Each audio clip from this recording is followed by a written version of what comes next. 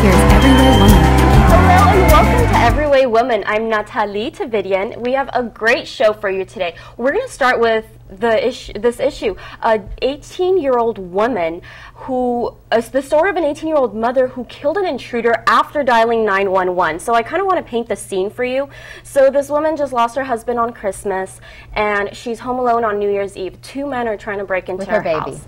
Yes, she's home alone with a baby, and two men are trying to break into her house. She dials 911 and pretty much gets permission to see if it's okay to shoot this man. She does shoot and kill him. The dispatcher didn't say shoot or don't shoot, but she was pretty much saying, you know, you have to do what you have to do to Oklahoma protect your baby. Castle law or something Yes. that allows you, once they've actually come into the house, you're allowed to shoot them.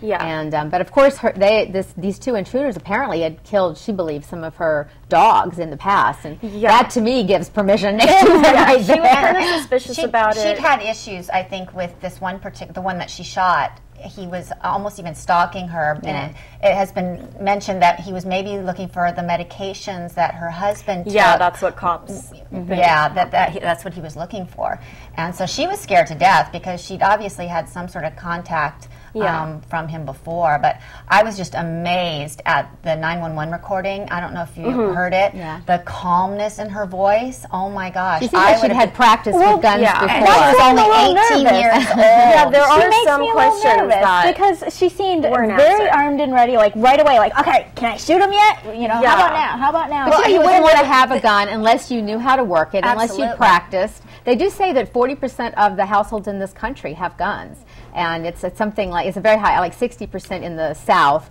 and I think it's about 35% in the Northeast part of the United States. Yeah, so it's a high percentage. That's not my problem, but the thing is, you know, it took the cops 20 minutes to get there once she called because she's in a rural county, and, you know, they only have so many people. What was happening in this 20 minutes that she's on the phone? You know, I mean, are they kicking down the door the whole time? I mean, it's not clear. They were trying to break it down. It's a long time, though. It's a very long time. One man from the back door, and I mean, and he had a knife.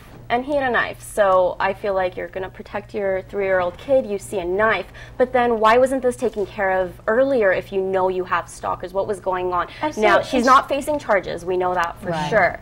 But again, what was going on? I heard of a good idea, though. When you have your car alarm, you push the panic on your car, and that scares them away from your door sometimes. She should have done that. And on the topic of guns, I mean, I'm pretty much going to say that I'm terrified of guns, and I just went shooting this week for the first time to kind of get over it, to kind of get over that fear. And I was just thinking, you know, guns kind of cause more trouble than and it's a very small percentage of out of 1,000 incidents. It's only 2 times that a gun actually helps save somebody. And 55% of suicides a friend of mine told me when I was kind of debating on should you or should you not have a gun, and he was just like, you know, it's better to have it and not need it than to need it and not have it. Well, and I think it depends on your individual circumstances. If you're somebody, for whatever reason, you own a business, you carry a lot of money, and it's protection. Yeah. But you also got trained is a good thing, you know? I mean, Well, sure, but my biggest thing is it's still a choice. Yeah. And I think it should remain a choice. And I don't think we should ever have that taken away from us. Hope that it was taken care of. So are you scared of them still? Earlier.